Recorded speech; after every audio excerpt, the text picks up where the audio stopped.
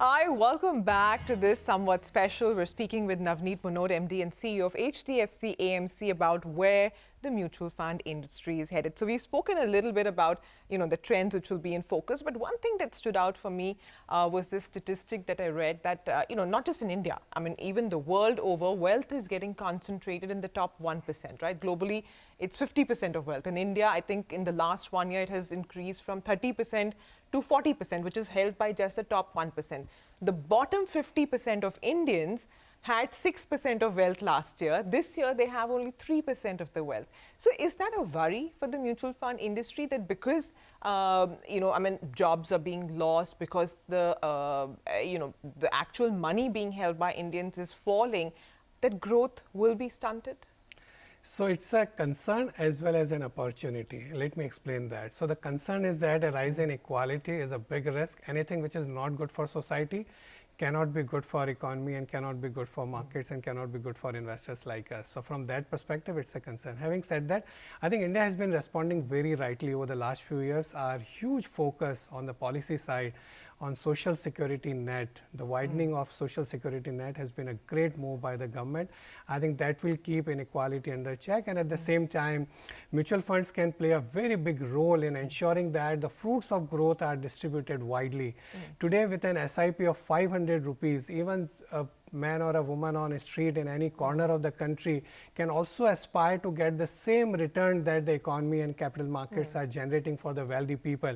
And I think that's the democratization of finance, or democratization, the true democratization of investing can happen. And mutual funds are playing a big role there. Technology will play a big role for us to expand to the every nook and corner of the country. I don't know if you have seen our Barni Se Azadi campaign. Yeah, it's very catchy, I saw it. Thank you. And our mission, as I mentioned earlier, is to reach out to every household in the country to ensure that they also participate in the growth momentum of the country. Yeah, because the biggest risk now is not investing, right? Exactly. Okay, but the other news points, and I'm sure you've read all of them, we've seen paintings that are getting shredded, which are still getting sold. NFTs is this new thing, and Amitabh Bachchan's auction has drawn like crazy amounts. So there's this new millennial investor, right? And they're looking at all of these new opportunities. Cryptos is what, 6 lakh crores in India? It's more than the passive AUM now. How are you as an AMC and the industry planning to take on these millennials? I mean, how do you convert them to what is otherwise considered boring, steady, but wealth-creating business? So first on the crypto, so just like the tech boom and bust in the 90s, if you keep that aside, internet as a transformative power for the world, how it transformed lives and the world over the next 20 years is in front of us. Very similarly, I don't know about what happens to the cryptocurrencies and the valuation of NFTs and all of those things, but blockchain as a technology has tremendous potential. Talking about the millennials, every generation has been smarter than the previous generation. Yeah. I think we thought we were smarter than the previous one. And the same thing is about the millennials and the Gen Z. They ask different questions, they respond differently. I think what the industry needs to do, taking the cue from most of the other industries who are also looking at millennials as their consumers, is you have to speak on at their platform, at their medium. You have to speak their language and communicate in the way they want to get communicated. The fundamental tenets of investing would never change. It's always about sound investment plus time plus patience equal to wealth creation. So we have to have reinforced focus on investor education. How do we ensure that this generation, which at times find it difficult to differentiate between a gaming app and a broking app or a trading app. Sometimes for a set of investors, on a very lighter note, I would say investing is the new form of entertainment. Yeah. But it is not a form of entertainment. It's a serious business of wealth creation. I think a renewed focus on investor education.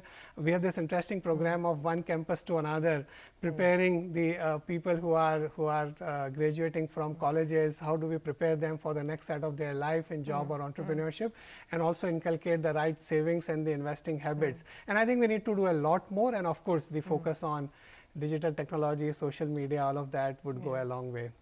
Okay, You know, there's one question that I like to ask, everybody from the industry. So I'm going to ask you as well.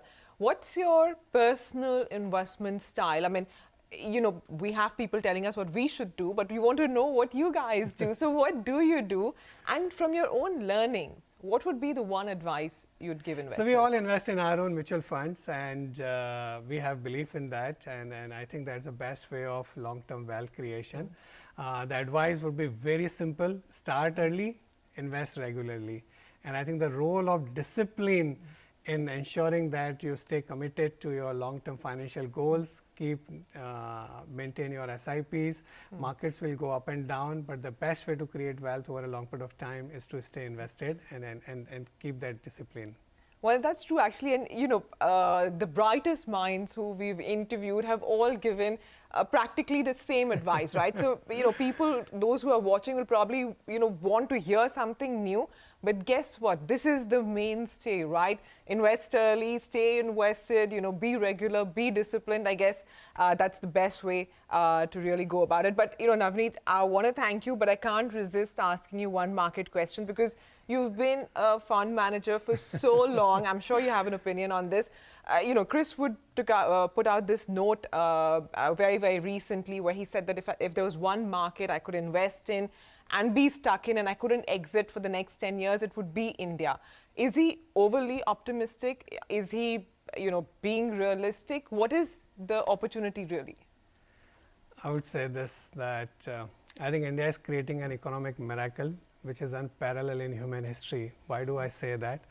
We are growing at such a high rate and likely to grow for a long period of time thanks to our democracy, our demographics, our demand, and now the power of digitalization, if you put all the 4Ds together. But we are growing in a democratic manner. We are growing in a far more sustainable manner and equitable manner than most of the other economies which have grown from an emerging to a developed country, they have done. So our path is very different, but a lot more sustainable and equitable growth.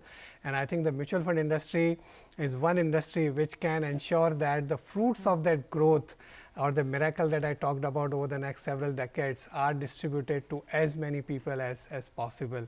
And I genuinely believe that everything that we have done over the last several years as a society and as policymakers, the amount of reforms that we have undertaken will keep us good instead for a very, very long time. And we will remain a global leader in terms of showing a new growth miracle. Well, to share to that, we all live in hope, and we hope that this is one Markets will have their ups and downs, and we'll have to live with that. We are in a structural bull market. Within that, there would be corrections, there would be ups and downs. One has to learn to live with that when you invest in equity markets. So when I say an economic miracle, doesn't mean that markets would go up in a linear fashion. Yeah, so absolutely. So keep that SIP going, right? You never know, when things turn around, and you don't want to be missing in action when that turn comes. Navneet, thank you so much. Wish you, your colleagues, your family a very, very happy Diwali. And I hope the next time we see you is not next Diwali. Surely, and wish all your viewers once again a very happy and safe Diwali and a blissful year ahead. All right, thank you so much, and thank you for watching. Have a green Diwali, a peaceful Diwali. Thank you very much.